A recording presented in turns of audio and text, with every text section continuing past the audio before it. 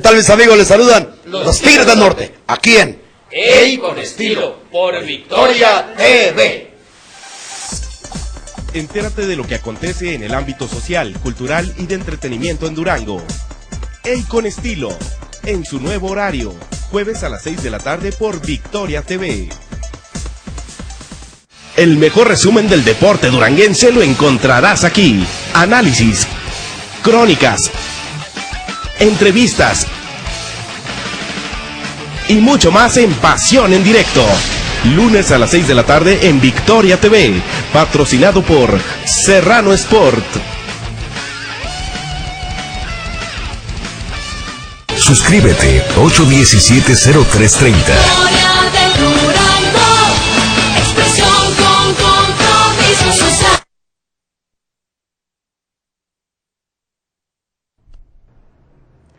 ¿Qué tal? Muy buenos días, amigos del periódico Victoria.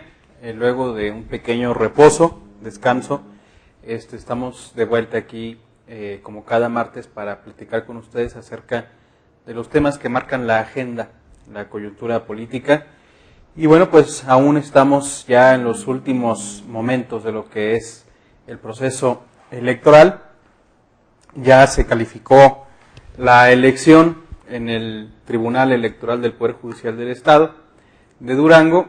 Entonces, para ver que la otra cara, el otro lado de las elecciones, en lo que se da en la mesa, en el foro, no solamente en lo que es a nivel de terreno con las campañas, sino también en el ámbito jurisdiccional, invitamos esta mañana al magistrado presidente del Tribunal Electoral del Poder Judicial del Estado, el doctor Raúl Montoya Zamora, para que nos platique cuál fue y cuál ha sido el curso de todos los medios de impugnación que se han presentado en este proceso electoral 2013, que a comparación, platicábamos antes de entrar al aire, de otros procesos, no ha estado tan discutido en los medios de comunicación, una presión constante de los partidos políticos hacia este órgano jurisdiccional, sino que se han ventilado todos los asuntos de una manera tranquila y prudente. Entonces, damos la bienvenida al doctor Montoya. Doctor, bienvenido nuevamente. ¿Qué tal, Beto?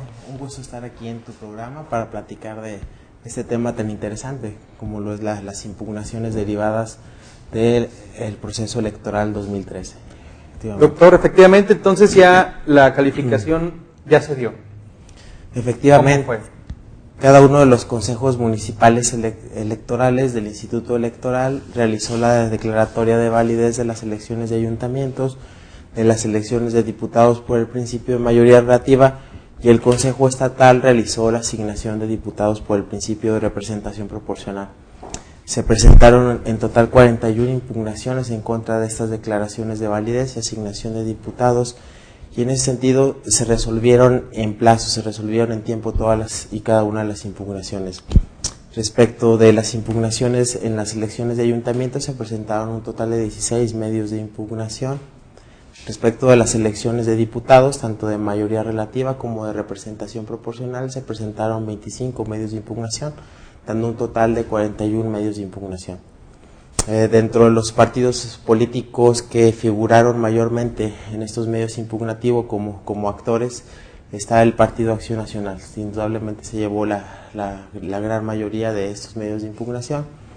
La coalición Alianza para Seguir Creciendo únicamente presentó 3 medios de impugnación, y el Partido Verde Ecologista de México un solo medio de impugnación, y todos los demás prácticamente los presentó la Acción Nacional junto con el Partido del Trabajo.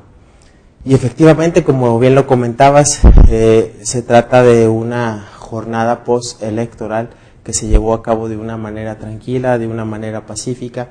En comparación con otros procesos electorales, no se sintió la presión constante ni de los medios de comunicación, ni de los partidos políticos, ni de sus militantes.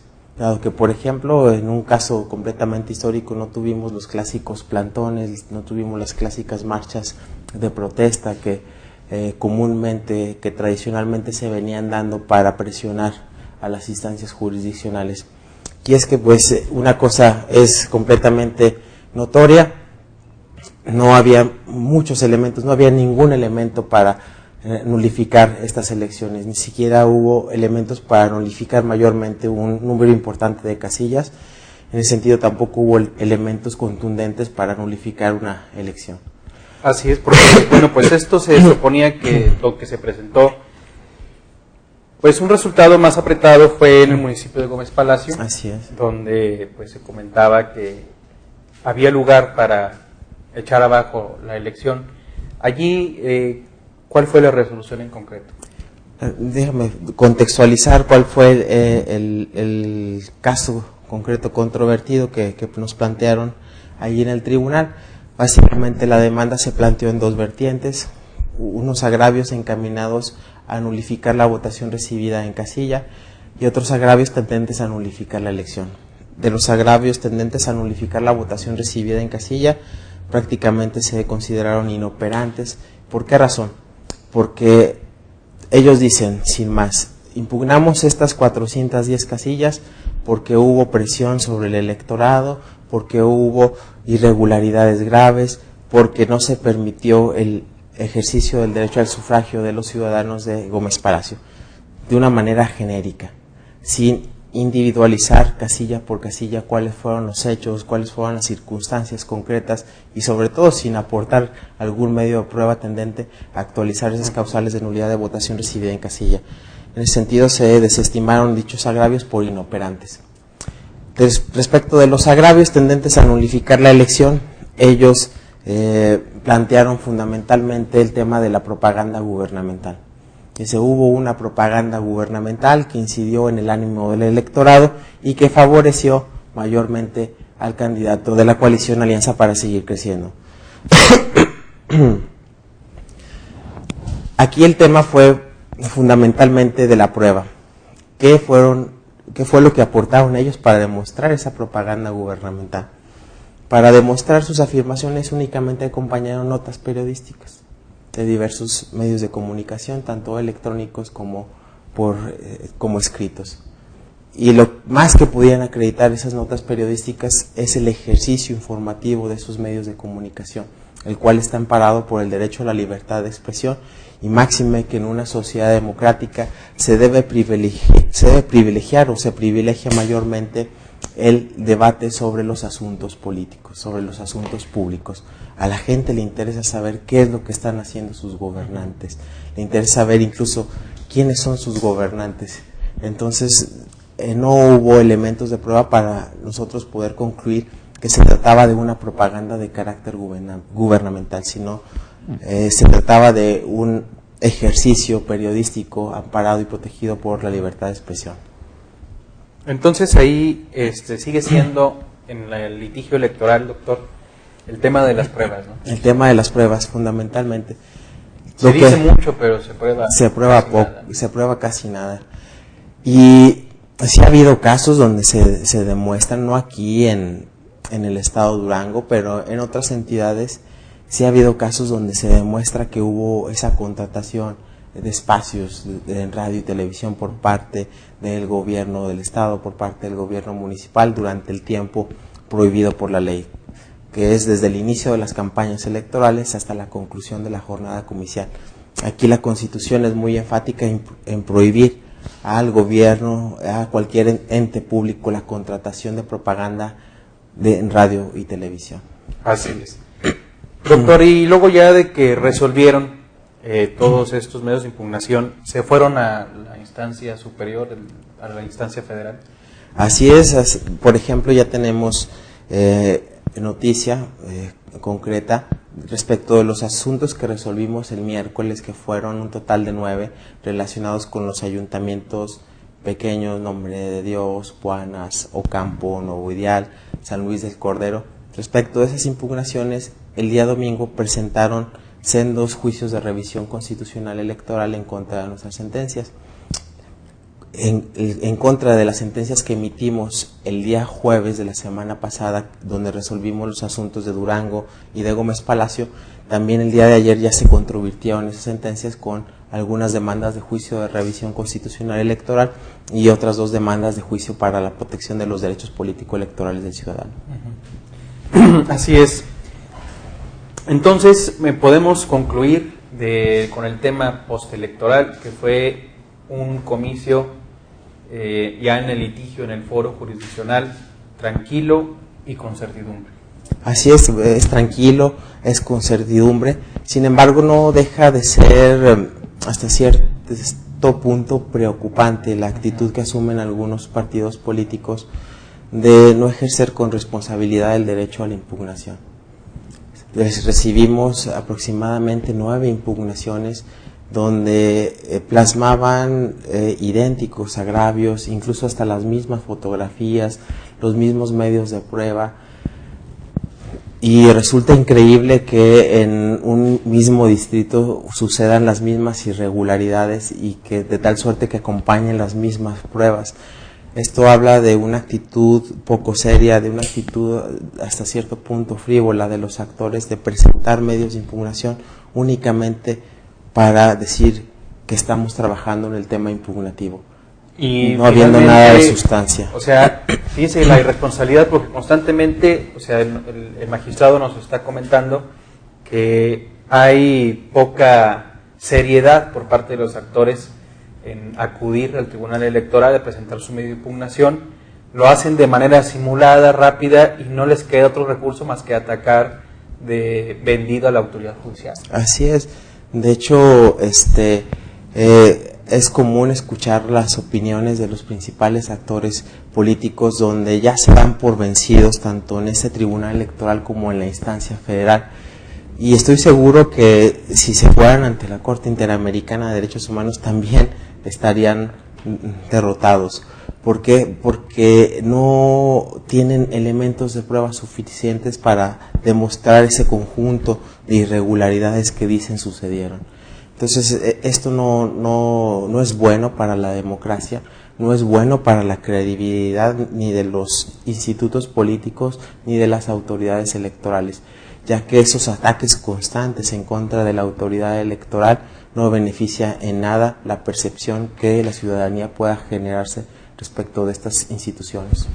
Así es, doctor. Y bueno, pues también llegamos a escuchar versiones de, pues también que no son correctas, de algunos actores, de que no decidían acudir a impugnar aquí a Durango porque ya estaba vendido el Tribunal Electoral y se iban ya a la Sala Regional de Guadalajara, o sea, sin agotar la instancia previa. Efectivamente, y sin ningún fundamento, estimado Beto, porque te he de comentar que la experiencia en procesos electorales anteriores es que prácticamente el 98, un poco más del 98% de nuestros fallos han sido confirmados por instancias federales. Los 51 fallos que emitimos dentro de la etapa preparatoria de la elección, únicamente el 30% fue recurrido ante instancias federales, y de ese 30%, que fueron 14, únicamente recibimos una modificación. Entonces, eso habla de la calidad del trabajo que se está ejerciendo en el Tribunal Electoral, además de que resolvemos con la prontitud que se requiere para cada caso. Llegamos a resolver asuntos en menos de 24 horas y el tiempo promedio en el que resolvimos todos los asuntos dentro de la etapa preparatoria de la elección no fue más allá de 6 días. Así es. Bueno, doctor, prácticamente que ya están finalizando el desahogo de todos los medios de impugnación de esta elección 2013.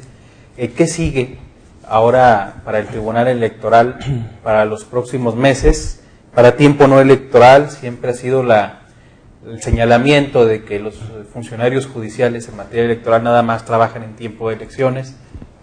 Hoy que está usted a cargo de este tribunal y que es un estudioso de la materia, ¿qué viene para el Tribunal Electoral una vez que ya se desahogue todos los medios de impugnación?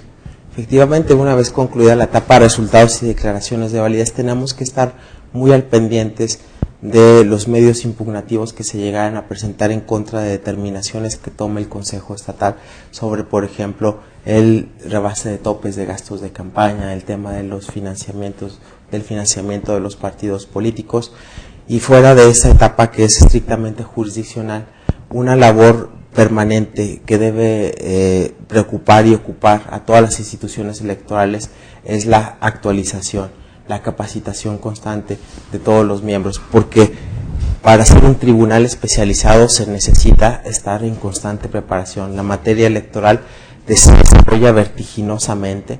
Todos los días hay que seguirle los pasos a los criterios que sostienen la sala superior, las salas regionales del Tribunal Electoral, dado que si no se hace este seguimiento, prácticamente quedamos descontinuados, descontextualizados, desactualizados de lo que es la materia electoral. De ahí que sea bien importante la etapa de la capacitación y sobre todo abrirnos a la sociedad, vincularnos con la sociedad, vincularnos con las escuelas y facultades de derecho, vincularnos con los partidos políticos, vincularnos con los ciudadanos para difundir la cultura política, la cultura democrática, difundir el tema de los medios de impugnación, porque ciertamente el Tribunal Electoral prácticamente se conoce dentro de la etapa del proceso electoral y es muy común que la gente lo confunda con el instituto o con el IFE. Así es. Y entonces necesitamos socializar la labor de este Tribunal Electoral. Efectivamente, doctor, y más ahora que está cociéndose una reforma político-electoral, donde ya lo he visto usted en Twitter comentar al respecto de la idea de crear un Instituto Nacional de Elecciones y de un Tribunal Nacional de Elecciones. Así es. O sea, que un solo organismo prepare toda elección y un solo tribunal califique la validez de todos los procesos electorales, tanto locales como federales. ¿Usted qué opinión le merece esta idea, que unos están a favor por el federalismo, que diría nuestro amigo el doctor Adán Arroyo, que se creó a partir del año 2000, y otros el contexto en contrario, que es primero el tema económico y segundo, pues que atentaría contra el federalismo? ¿En qué posición usted como autoridad judicial se encuentra? Yo, antes de pertenecer, de ser el presidente del órgano jurisdiccional como académico, emití mi punto de vista sobre este tema de nacionalizar las elecciones en México. Desde mi muy particular punto de vista parten de argumentos completamente falaces. Por ejemplo, el tema económico, se cree que se va a ahorrar más centralizando las elecciones y definitivamente esto no va a ser. Se cita como ejemplo el presupuesto que recibe el Tribunal Electoral del Poder Judicial de la Federación, es 3 veces mayor al que reciben todos los tribunales electorales de los estados.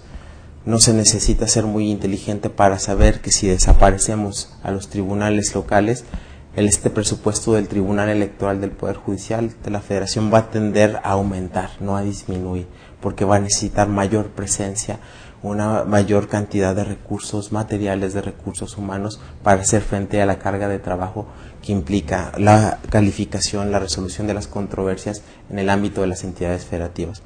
También se parten de argumentos falsos cuando dicen que los tribunales locales y las autoridades administrativas locales están sometidas al yugo de los gobernadores de los estados. Si así fuera, entonces no tendría lugar el alto número de fallos positivos que confirman los resolutivos de estas instancias locales. De acuerdo con el informe presentado por el magistrado presidente del Tribunal Electoral del Poder Judicial de la Federación, más del 90% de los fallos de los tribunales electorales de los estados son confirmados por las instancias federales. Esto es un dato significativo porque si realmente siguieran líneas, siguieran órdenes, tendrían un alto número de revocaciones. Y adicionalmente a esto, no todas las controversias se resuelven en última instancia ante los tribunales federales. Se tiene el registro, se tiene el dato duro, que aproximadamente el 40% de los fallos que emiten los tribunales locales son recurridos a instancias federales. Entonces, ¿qué quiere decir? Que el 60% de esos fallos son resueltos en última instancia por las instancias locales. Además de esto, no estoy de acuerdo con esta iniciativa de reforma porque sí sería un atentado muy grave en contra del sistema federal. Una de las principales decisiones del sistema federal radica en que cada entidad federativa tenga la capacidad organizativa de sus elecciones, bajo su propio marco normativo, bajo sus propias reglas del juego. claro, sujetas a unos lineamientos muy bien delimitados, previstos en la Constitución General de la República, el respeto también irrestricto a los derechos fundamentales contenidos tanto en la Constitución como en los tratados internacionales. Ese sería el límite. De ahí en más, cada entidad federativa, cada estado tiene sus peculiaridades, ¿sí? Incluso ha habido reportes donde los estados van más a la vanguardia que la legislación federal. Entonces, tratar de imponer una legislación electoral única sería también cortarle a los estados, a las entidades federativas, la posibilidad de organizar las elecciones conforme a sus propias reglas, que reflejan sus propias necesidades, tanto políticas como económicas y sociales. Es correcto. Bueno, pues está el tema en la mesa, se está discutiendo sobre la viabilidad o inviabilidad, el tema del federalismo que platica el doctor Raúl Montoya Zamora es interesante, y bueno, pues a lo largo de la historia un servidor ha comentado que se trata de un centralismo con capucha o con capa de federalismo a lo largo de la historia. Sí. Inclusive lo comentamos en clase. Lo comentamos en clase, efectivamente, y ahora centralizar totalmente ya sería un atropello, ahora sí, en contra del sistema federal. De por sí, nuestro federalismo ha discurrido en un centralismo federalista o un federalismo centralista.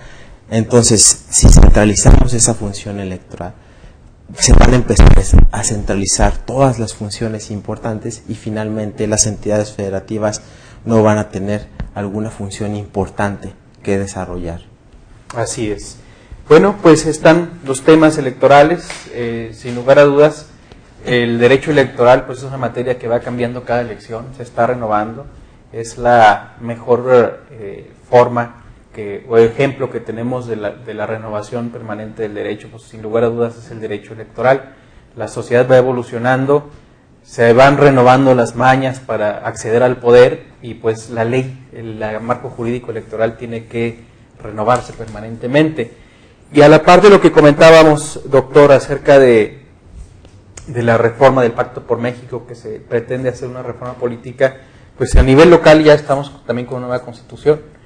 Se está creando una nueva constitución y no cabe duda que tendrá incidencia también en los aspectos electorales.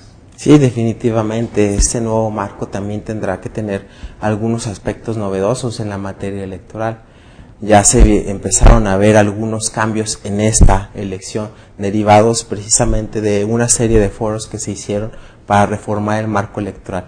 Veamos que uno de los cambios más significativos se tuvo en la duración de las campañas electorales. Pues ahora las campañas electorales no duraron tanto tiempo, entonces esto permitió a la ciudadanía hasta cierto punto como que curarse o aliviarse un poco tanto del hartazgo de tantos spots, tanto incluso hasta propaganda de las fijadas en los elementos del equipamiento urbano, y esto fue producto de la reforma. Ya no vimos tantas pendones, tantos carteles colgados en las calles, tanta, si me permiten la expresión, basura electoral, que la gente se hartaba de esas situaciones.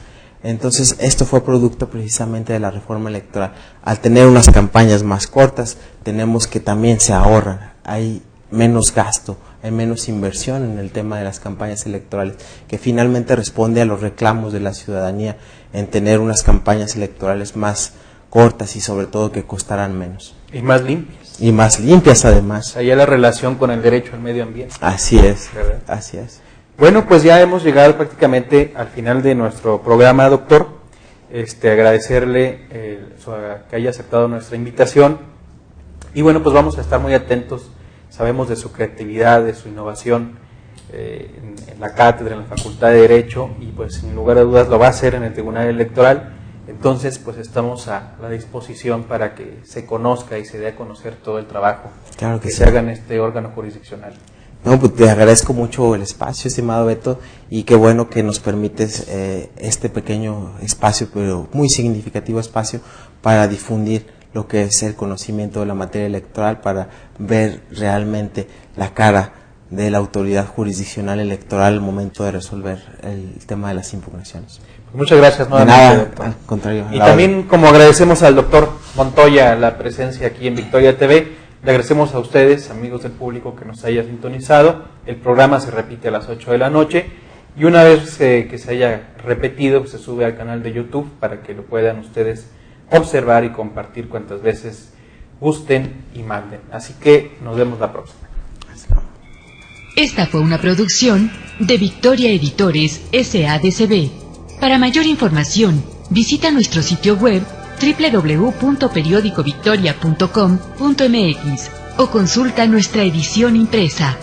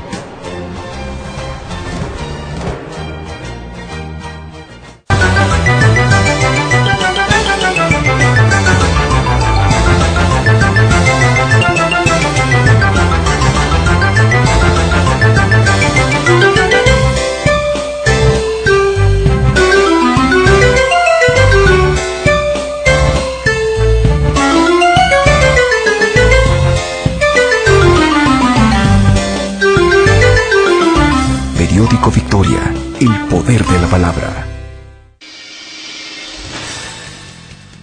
Visita www.periodicovictoria.mx. Estamos a la vanguardia tecnológica. Conoce nuestro canal de televisión y nuestra programación con lo más relevante del ámbito local. Entrevistas.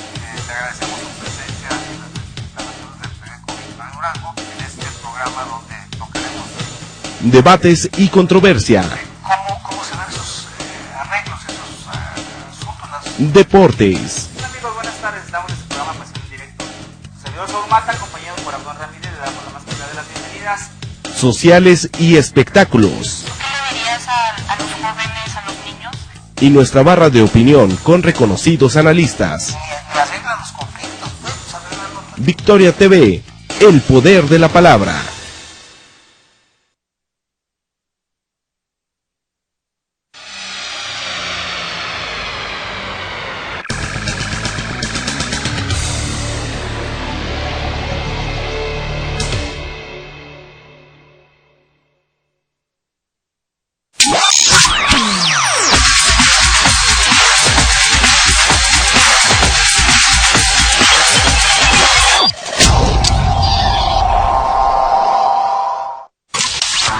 Los mejores columnistas ahora están en Victoria TV. De lunes a viernes sigue nuestra barra de opinión. Lunes a las 11 de la mañana, Víctor y Miguel Ángel Hernández comentan los temas sin censura. Martes a las 10 de la mañana, Alberto de la Rosa y sus lecturas políticas. Miércoles, Observatorio Político con Luis Ángel Tejada. Jueves, los sucesos de la semana con Jesús Nevares, sin protocolo. Viernes, Observatorio Ciudadano con Juan Pablo Arreola. Repeticiones, lunes a viernes a las 8 de la noche. Los mejores columnistas están en Victoria TV. ¿Y tú lees el periódico o lees el Victoria? Información veraz y objetiva. Siempre dinámica. Economía, sociales, cultura, deportes. Además, los suplementos exclusivos del periódico Reforma. ¿Qué más puedes pedir? Es el Victoria, mi periódico. Victoria de Durango. Expresión con compromiso social. Suscríbete ya. 817-0330.